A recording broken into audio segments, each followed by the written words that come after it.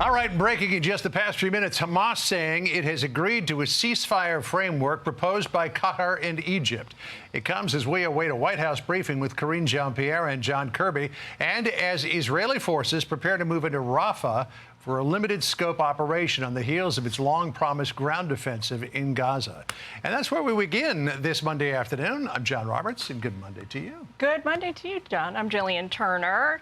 In for Sandra Smith today, this is America Reports. So the IDF is ordering hundreds of thousands of Palestinians in Rafah to begin evacuating now. One senior Hamas official is calling the move a, quote, dangerous escalation that'll have consequences. Jeff Paul is live on the ground for us in Tel Aviv with the very latest on all of this. And Jeff, Hamas saying it agrees to a ceasefire does not necessarily mean it's a done deal.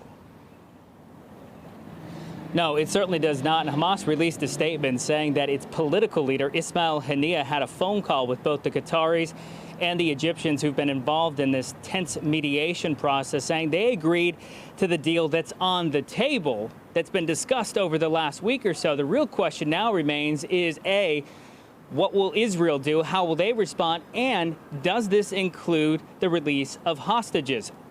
So we'll have to stand by and wait and see. At the same time, we had a massive development today as the Israeli military started warning residents and people who live in eastern Rafah, roughly 100,000 Palestinians, to start evacuating. They dropped flyers off in that area in eastern Rafah, as well as they made phone calls as well as text messages telling the people who live there that they need to move on to the Muwasi humanitarian zone. That's an area north of Rafah along the coast of Gaza. The Israeli military says at the moment the order is only temporary and not a large-scale evacuation. However, for the civilians who've been told to pack up their things and leave, there's not only a sense of frustration, but a real concern about their safety.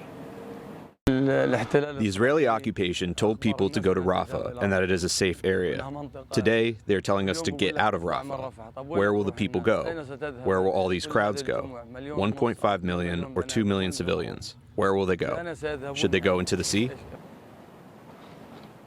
Now, both of these major developments happening as Hamas just left Egypt yesterday during some tense negotiations. But on that very same day, there was a deadly attack, a mortar attack at the Karim Shalom crossing that the IDF says was fired from that humanitarian zone in Rafah. Hamas has claimed responsibility. And during a call with U.S. Defense Secretary Lloyd Austin, Israel's defense minister Yoav Gallant said they really don't have a choice. They've got to get into Rafah. And he said at the time that it didn't appear that Hamas was very serious about coming up with some sort of ceasefire agreement. I wanted you to pay attention to the language here. They use the word ceasefire agreement, no mention of hostages. You're going to want to watch and see how Israel responds, because that's going to be a big part of this, like we saw in November, an exchange of hostages for Palestinian prisoners, as well as a pause in the fighting. John, Jillian. Jeff, this is Jillian. How much can an agreement to a ceasefire by Hamas really mean if we don't know that they have agreed to the core foundation tenet on their side, which is the release of the remaining hostages? Yeah, and that's been the tough thing this whole week. You have these little trickles of information. Some reports saying as many as 30 hostages could be released, some saying 40. You know, until you really get that agreement that both parties have agreed to, it's hard to tell exactly what's going to happen. But it is interesting that the wording that was used by that statement from Hamas said a ceasefire agreement. Surely Israel would likely not agree to that if it didn't include the release of some of the hostages. You've got roughly 132 who they believe are still in there. Okay, Jeff Paul for us in Tel Aviv with the latest. And Jeff will keep his ear to the ground and see what we hear from the Israeli government.